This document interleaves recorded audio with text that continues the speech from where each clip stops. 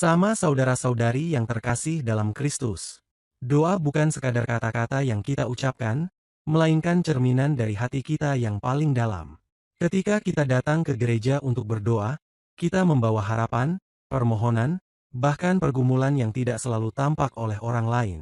Namun, bagaimana kita berdoa dan dengan hati seperti apa kita berdoa, itulah yang menentukan makna dan dampaknya dalam hidup kita.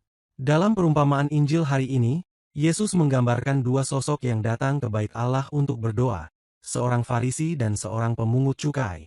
Sekilas, keduanya terlihat melakukan hal yang sama, berdoa. Namun, ada perbedaan mendasar dalam isi hati mereka. Orang Farisi datang dengan kebanggaan diri. Ia memandang dirinya lebih suci dibandingkan orang lain, bahkan dalam doanya ia tidak memohon apapun kepada Allah, karena merasa sudah cukup benar dan layak di hadapannya. Doanya lebih banyak membandingkan diri dengan orang lain, seolah-olah ia ingin menegaskan keunggulannya di mata Tuhan.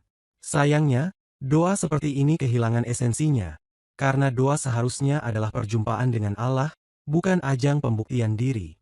Di sisi lain, ada pemungut cukai yang berdiri jauh, menundukkan kepala, dan dengan penuh penyesalan hanya mampu berkata, "Ya Allah, kasihanilah aku, orang berdosa ini." Tidak ada kata-kata berlebihan, tidak ada usaha membenarkan diri, hanya ada hati yang hancur dan penuh kerinduan akan kasih dan belas kasih Allah.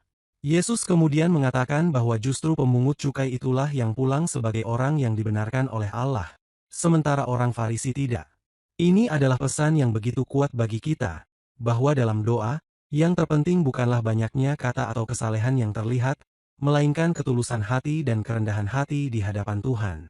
Dalam kehidupan sehari-hari, mungkin tanpa sadar kita pernah bersikap seperti orang Farisi, merasa lebih baik, lebih benar, dan lebih dekat dengan Tuhan dibandingkan orang lain. Kita mungkin pernah berdoa sambil membandingkan diri dengan sesama, menganggap bahwa kita lebih layak menerima berkat dibanding mereka. Namun, perumpamaan ini mengingatkan kita bahwa sikap hati yang sombong justru menjauhkan kita dari rahmat Allah.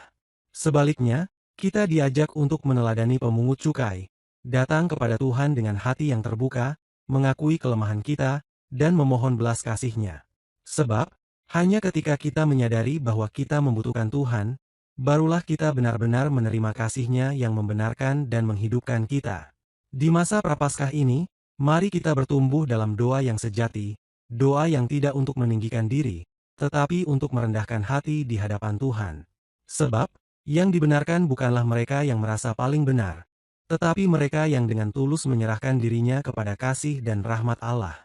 Semoga bacaan Injil hari ini dapat menginspirasi aktivitas dan kegiatan kita hari ini. Jika video ini memberkati Anda, jangan lupa untuk like, subscribe, dan share.